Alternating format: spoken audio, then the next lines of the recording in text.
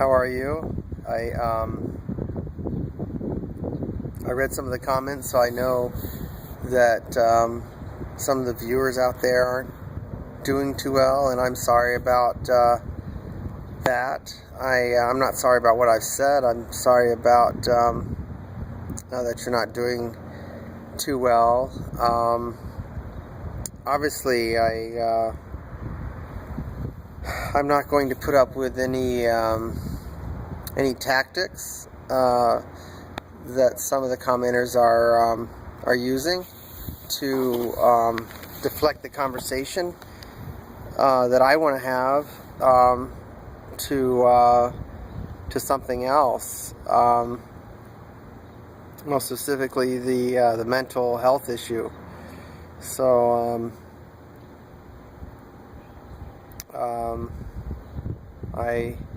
I'm glad to say I've never had a mental health issue in my life.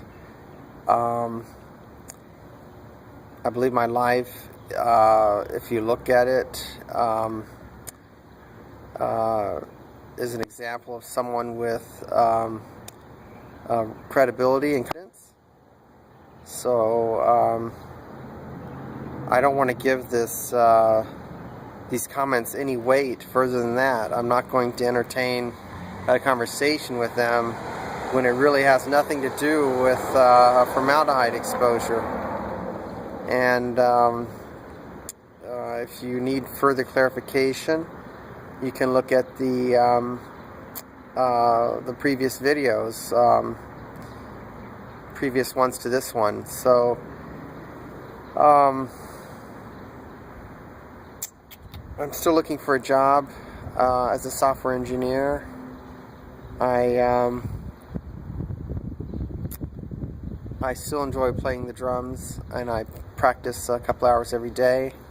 So I'm looking for maybe a band to join. More or less, not necessarily for the music as much as trying to gain friends, people that can feel a sense of commitment towards me, relationship towards me. I said a lot in the comments yesterday. It took me a lot of time, 3 hours I guess, to respond, maybe more. And so I don't have a lot of I don't think I could say that in verbally on this channel. It would be hard for me to say what I said in the written word. Verbally, it's difficult, but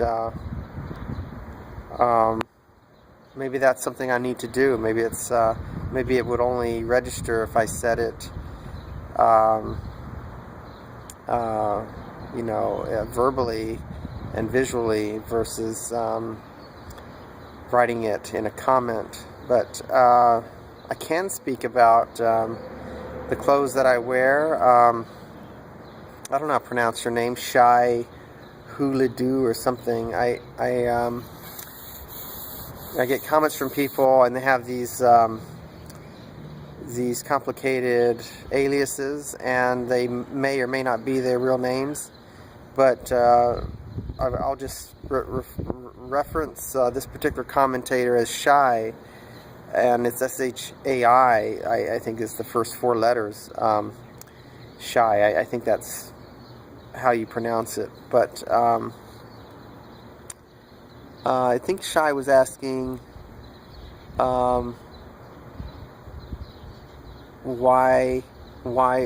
sort of asking why I'm dressing more male than female, or maybe dressing more androgynous than I could be. And I responded in the comments, but I guess I could talk about it a little bit if I haven't already. I don't watch my videos. I make them, I post them, and I move on with my life. A couple of times I may look at a video because I'm kind of curious, what did I actually say, and not sure of how it came off. But for the most part, I don't spend time watching these videos, so I know I'm telling the truth, and I don't have to analyze what I'm saying to determine whether I'm being consistent, because I know that I'm being consistent if I tell the truth. So back to the male clothes, and these are male clothes. They're bought in the men's section of an Eddie Bauer store in California somewhere. And the nature of having a groin that's toxic is that it motivates you to move around in certain ways that reduce the compression on that groin, because as soon as you compress it, the toxicity is felt spreading and increasing in other areas. So I think I explained it a couple of years ago, I think it's been, or maybe more, that it was a sponge effect. You squeeze the sponge, and whatever's in the sponge exits the sponge and goes onto the table, or whatever it is adjacent to. So in my case, my groin would be that sponge, and if you compress that sponge, whatever toxicity is in that sponge is going to progress faster into surrounding tissues. So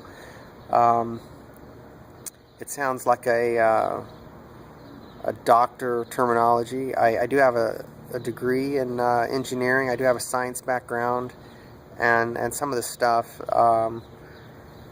terminology I express is from that background. So if you can't follow that, it's probably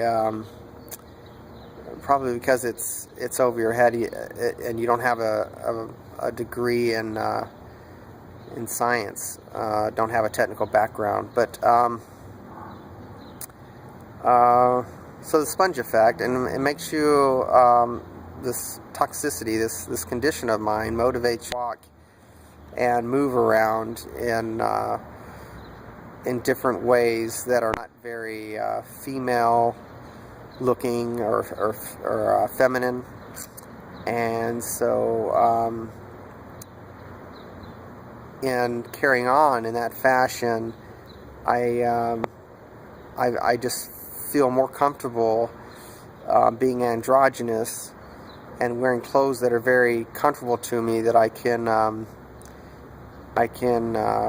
move around in, that I don't have to worry about someone looking up my skirt, or whether some pants are too tight because they're maybe they're compressing against my groin when I'm sitting.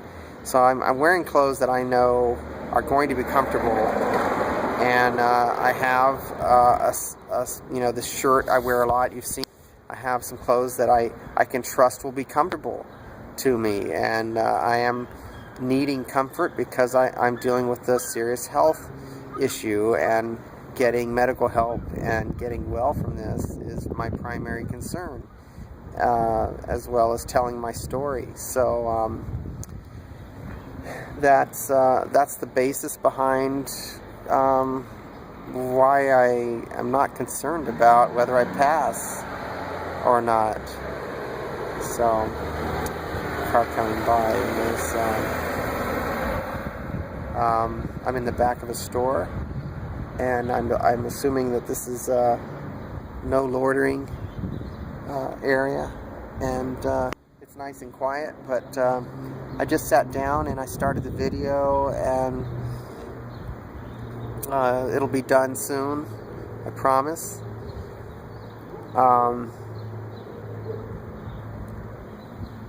Since I've had the complications, since the complications started with this condition of mine by Dr. Suporn in Thailand, July 31st of 2009, which was day 9 post-op. It was on a Friday. The evidence, the photos that show the complications, I've posted on Flickr. Since those complications started, up to the current day, which is 4.5 years plus and counting, I have not been able to wear any clothing that binds against my groin, including underwear. And I have worn a skirt to a job, a contract engineering job, a professional skirt, because I had bought it before my complications started, and I needed to wear something clean. I didn't have any pants, so I wore the skirt to work, and I was sitting at a cube that was closed off, so I could comfortably wear this skirt. And because I couldn't cross my legs, it wasn't an issue, because no one was going to be able to look up my skirt or see anything. I don't know if that's the word, look up the skirt. I imagine you know what I'm trying to say, but I mean, there's not people running around looking up, trying to look up people's skirts, women's skirts. So I did that, and I just feel more comfortable wearing pants because I don't have to worry about whether I'm exposing myself to someone. I could wear a long skirt.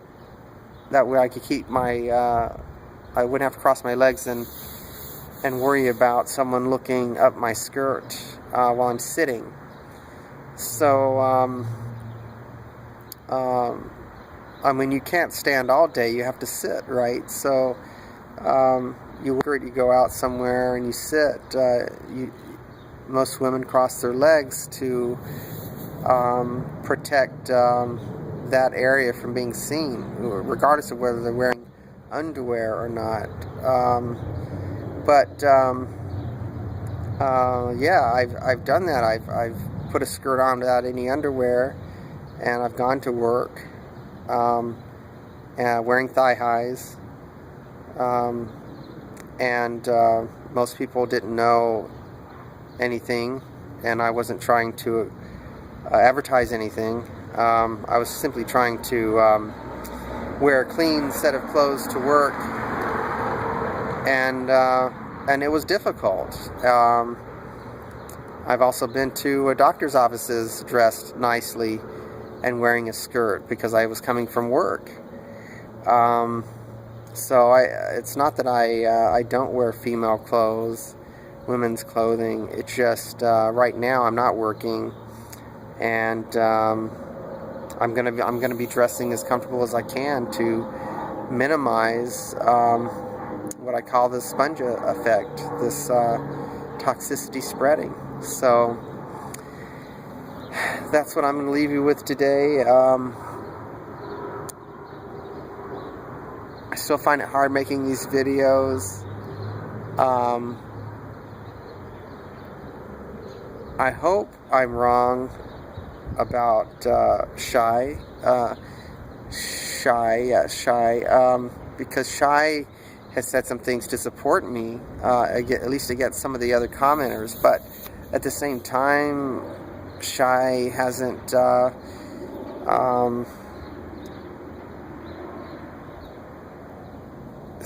made a response committing whether she or he finds my story credible or not credible. I find it interesting that I had spent 4 years coming to this climax where I've decided to publicize my case and my evidence, and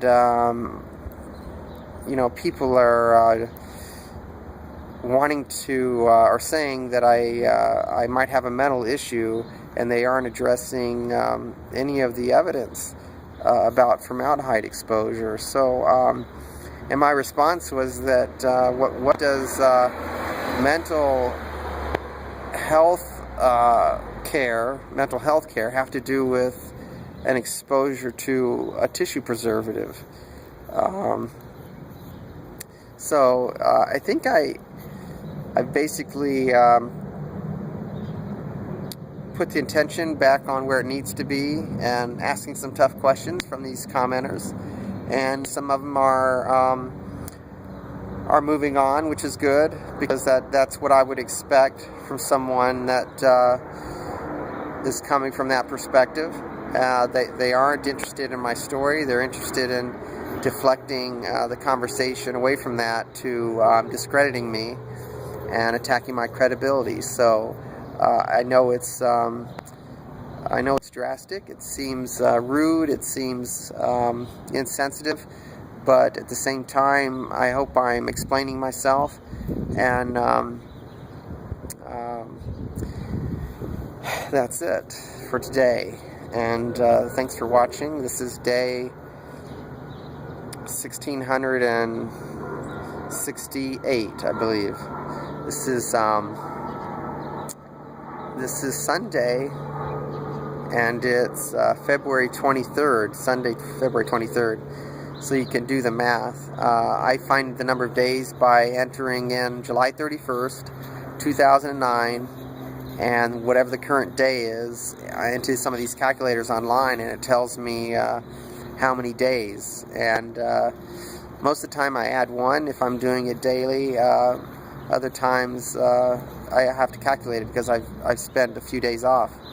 So thanks for watching, and thanks for believing in me. And I don't like this story any more than you do, but it is the truth. And if I don't tell the truth, then maybe it won't set us free. Maybe it won't set you or I free. The truth will set you free. And if you tell the truth, and it's been hard telling the truth, some of the private information, then I wouldn't want to be, I've never wanted to tell anybody. But if you tell the truth, it will set you free. And I guess the truth about Thailand needs to be set free. It needs to be set free to flow to the world, especially transgender people that are trying to go or thinking about going to Thailand. And I just want to speak the truth. And I'm hurting, and I want someone out there to feel comfortable in seeing that my case is in the public view, feel comfortable coming forward and being my hero, being my hero-ess. You know, if a particular doctor happens to be female. So thank you for watching, and we'll see you next time. Bye.